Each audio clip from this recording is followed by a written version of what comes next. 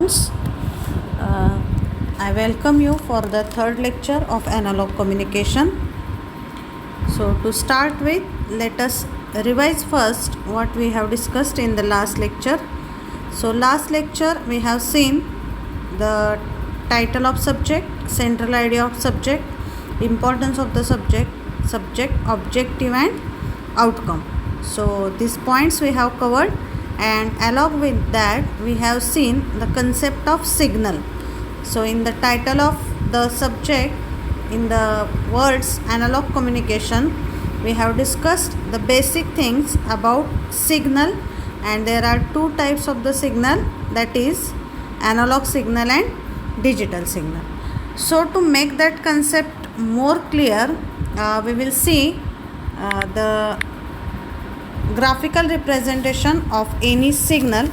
So as I told, signal is nothing but it is containing some information, or it is the quantity which is carrying some information. So basically signals are studied in two domains. First it is the time domain, and another it is the frequency domain. So signal analysis, it is done in two domains, time domain. So I will write here, it is in time domain, and another it is done in the frequency domain. But in our syllabus right now, we have to study only the signals which are related to time domain. So time domain signal, how it is represented. So let us first be clear with this signal in the time domain, then I will explain about frequency domain, because currently we are not supposed to deal with the signal in the frequency domain. So when we say the time domain signal, it is usually represented as x of t. Any signal in the time domain, that will be represented as x of t, and this t, it is representing the parameter which is going to vary the signal. So usually when we see any signal, on x axis time is taken, and on y axis we are taking the amplitude, or we are taking the voltage. Amplitude is also called as the voltage. So this is the usual convention of signal in the time domain. So when we say analog signal, so as I told, signal, those are of the two types. First one, it is the analog signal, and another it is the digital signal. Now we are discussing about the signals in the time domain. Those are of two types, analog signal and digital signal. So in last lecture's PPT, the diagram was there of analog signal and digital signal. But just to make that concept more clear, I am drawing here it once again. So here I am drawing now the diagram of analog signal. So if you see the analog signal, it is having again time on x-axis and amplitude on the y-axis. So analog signal, let us say this signal, this point it is A, B, and this point it is C. So this this signal starts from A and it is ending at point C. So this signal is having continuously changing value at every point for time as well as the voltage. So if let us say this is point P, this is point Q, R, S, T, U, V, this is W, X, Y, Z, let us say this is M, N, O. So at each point, if you consider the value of this point, voltage as well as time value for each point, it is different, and that is called as instantaneous. Okay, so it is called as instantaneous value of the signal. Instantaneous value means it is changing at each point the value of, now this point, any point if you consider, let us consider this point R. So this point is having some value for time and some value for voltage. So at each point the voltage value and time value, it is changing, and that is the main characteristics of the analog signal. So I have drawn here the diagram of analog signal. Analog signal, you can define it, it is a signal whose values continuously changes at each point. That is the concept of the analog signal. And if you consider this is 0 degree, there is one more point. Now this is, so in next lecture we will discuss the basic things or basic concepts or basic definitions or whatever are the basic terms that you have to use frequently in the communication, that we are going to discuss in the next lecture. But here related to these signals, just one or two terms I will clear now. So this is the amplitude of the signal. Amplitude means its maximum displacement of the signal from this 0 axis to the maximum displacement point. So what is the amplitude of this signal? Here let us say this distance, it is 5 volt. So I will say that this signal, it is having amplitude as the 5 volt. So there is one more thing, this side it will be plus 5 volt for positive half cycle. One signal consists of two cycles, positive half cycle and negative half cycle. So that is going to make a complete cycle of analog signal. So this side it is giving the plus 5 volt and this side it will be giving the minus 5 volt. So that is about amplitude of the signal. So amplitude, we can define the amplitude of the signal as its maximum displacement, the maximum displacement, but that displacement will be vertical, maximum displacement of a signal related to its voltage, or we can say related to its y-axis, that is called as the amplitude of the signal. Then another parameter, that phase we were discussing, this is 0 degree, this is 180 degree, all of you might be familiar with this, and here it makes the 360 degree. So when we say one cycle, that is making 360 degree angle. So here it is 0, here it is 180, here it is 360. So by default here it will be 90 and here it will be 270 degrees. So this is the concept of analog signal. So in analog communication, we are transmitting the analog signal through the channel. That is the concept of analog signal. And if we see the diagram of digital signal, it is drawn like this. So for digital signal, it is having two values only, it will be 1 and 0. So right now we will not discuss more about digital signal, we will focus only on the, or here if we have to draw, I will draw it this side. Digital signal, it is drawn like this.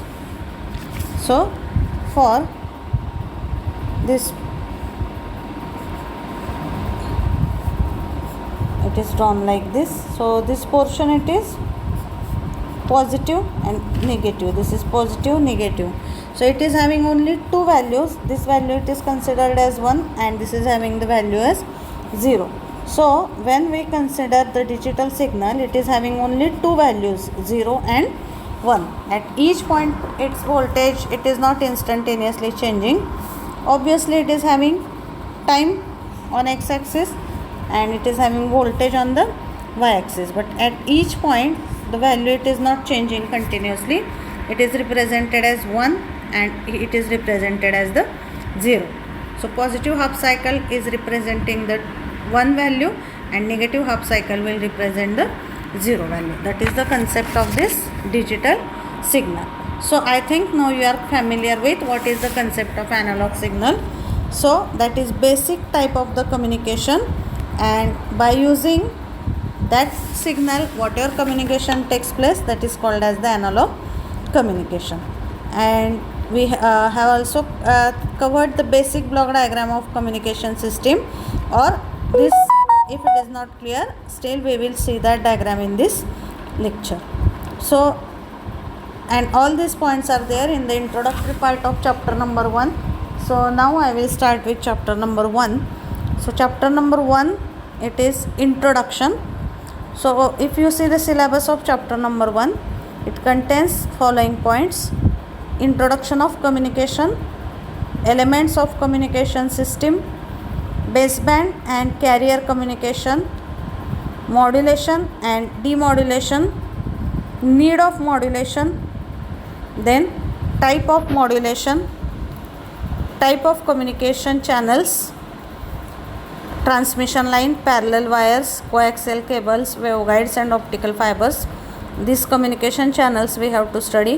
Then electromagnetic spectrum, bandwidth, concept of multiplexing, time division multiplexing, frequency division multiplexing and applications of communication. So these are the points in the chapter number 1, and reference book for this chapter, it is George Kennedy, or it is Electronic Communication System by George Kennedy. That is about the syllabus of first chapter. So if you see the syllabus, you will get idea that we are going to study all the introductory things in the chapter number 1. किंवा जो whatever is your next syllabus related to that, all the introductory things we are going to cover in the chapter number 1. So related to the assignment, that questions I will mail you, or that questions I will send on the WhatsApp group, whatever are the assignment questions for the chapter. So based on that assignment question, you can link that which type of question it is asked based on a particular point, so that you can relate that point with the respective question. That is the assignment related things. Now the first point we will start, that is about title of the chapter. So as per our triple P pattern, we are going to discuss point wise each concept in the chapter, or as per our triple P pattern, in that sequence only we are going to cover all the points. So after considering the syllabus, the next point we are discussing now, that is about title of the chapter. So what is title of the chapter? It is introduction. Title of the chapter is introduction. So what is the meaning of introduction? That is very simple word that we are using in day-to-day life. Introduction means we are getting familiar with the basic points, or we are getting familiar with something. That is the concept of the introduction. So here the word introduction is related with basic points in the communication, or basic concepts whatever we are going to see, that are there in the chapter number 1. That is about title of the chapter. Then in central idea of the chapter, right now we discussed that all the basic points about analog communication, all the basic things about modulation, its need, its types, all that points we are going to cover in the chapter number 1. That is about central idea of the chapter. Then also along with this we have to see the concept of communication channel. See, channel means it is media through which the information it is transmitted. That is the concept of the channel. So we have to study the 4 types of channel: transmission line, parallel wires, coaxial cables, waveguides and optical fibers. These channels we have to study. Then there are some general concepts: electromagnetic spectrum, bandwidth, concept of multiplexing. That also we are going to study in this chapter. So this is about central idea of the chapter. Then discussing about importance of the chapter. So to understand the importance of the chapter, it is very simple. To understand the next things, or to understand the next chapters, it is very important to the basic things clear related to any subject. That's why whatever is the introductory chapter in every subject, that is going to play very vital role in your next understanding. If your basic concepts are clear, then only you will understand the next point. For example, related to this syllabus, if I have to explain, there is one point in this chapter: modulation and demodulation. What is need of modulation? What are types of modulation? So if that basic points are not understood properly by you, you will not be able to differentiate the difference in AM and FM. So you will face problem to understand the points in chapter number 3, 4 and 5. So that is importance of this chapter. To get all the introductory basic things clear is very important in any subject. That is importance of this chapter. Then chapter objectives. So we have the chapter objectives: to study the basic concept of communication. So in last lecture I have explained what is the concept of objective and outcome. Objective means what are our intentions to study this particular chapter, that is called as the chapter objective. And outcome means what? After completion of this chapter, what abilities you should have or what the student should be able to do, that is called as the chapter outcomes. So objectives of this chapter are to study the basic concept of communication, to understand the need and types of modulation. So we have to see the basic concepts related to modulation in this chapter, to understand the basic terms in the communication. So also we are going to discuss the basic terms in the communication in this chapter. So these are the chapter objectives. Then chapter outcomes are, after completion of the chapter, students should be able to first explain the basic concept of communication. So these abilities you should have after completion of this chapter. So first is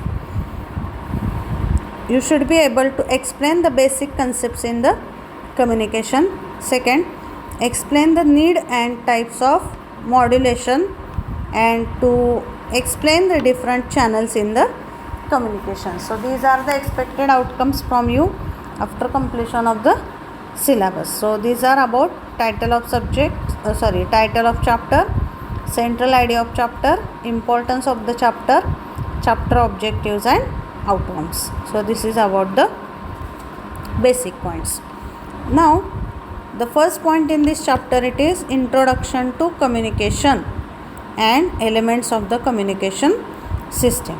So we will see what is the concept of communication, what are the elements in the communication system. So if you see this diagram here, the basic block diagram of communication system, it is shown. So what are the basic elements in block diagram of any communication system? There are three elements: transmitter, channel and receiver. So any communication system that consists of basically these 3 points. So I will make it more clear with the help of drawing the diagrams on the page. So if we see the basic block diagram of communication system. So basic block diagram of communication system consists of 3 parameters. First one, it is first block in the communication system block diagram, that is transmitter. See, the blocks can vary from application to application, but we are considering the basic blocks. So first block, it is transmitter. Second block, it is channel, or it is also called as the medium or media to transfer the information. That is the second point called as, or second block called as channel, and output of channel is given to the receiver. So last block in the communication block diagram, it is receiver. So transmitter, channel and receiver, these are the basic elements in the communication system. So transmitter will transmit the information, then the channel, it is carrying that information and giving it to the receiver. So receiver will get the final signal, or it will collect the final signal. That is the basic block diagram of any communication system: transmitter, channel and receiver. No any system can be drawn, or no any system can be complete without any block in this communication system. So that is the basic block diagram of communication system. So if you see in the PPT, this is the same diagram: transmitter, channel and receiver. That are the basic blocks. But in this another diagram, if you see, the blocks are given in detail. So as I told that based on the application, which signal you are transmitting, which blocks we are using, some blocks in the diagram may get changed, but basic blocks are transmitter, channel and the receiver. So if you see points in this blocks in this diagram, first one, it is information source. So information source will generate the message signal that we have to transmit. Now if you directly transmit the signal as it is without doing any amplification, without doing any processing on that, the losses in the transmission process will be more. So for example, if I am talking to the students in the class and just without any mic, if I am talking, the strength of the signal or strength of my voice will go on decreasing as the distance will increase. So in that case, I will not be able to audible properly for the last person. Instead of that, if I am doing amplification of that voice, if I am using mic, that signal it is properly transmitted up to the last person on the last bench. Similarly, in this communication process also, whenever you are transmitting any information, instead of directly transmitting it, you can take some processing or you can do some processing on the signal, and after doing that processing you are how to transmit the signal, and that process it is carried out in this transmitter, or that process whatever we are doing, that we are calling as a modulation. So we will discuss briefly today or in next lecture what is the concept of modulation, or just for time being you remember, instead of transmitting the signal as it is, we are increasing its strength so that it can be transmitted up to long distance, and that process it is called as the modulation process. So whatever is the processing part, modulation part, that is done in this transmitter block, and then the transmitted signal is given to the channel. So that is the main difference in regular communication and communication by using the modulation.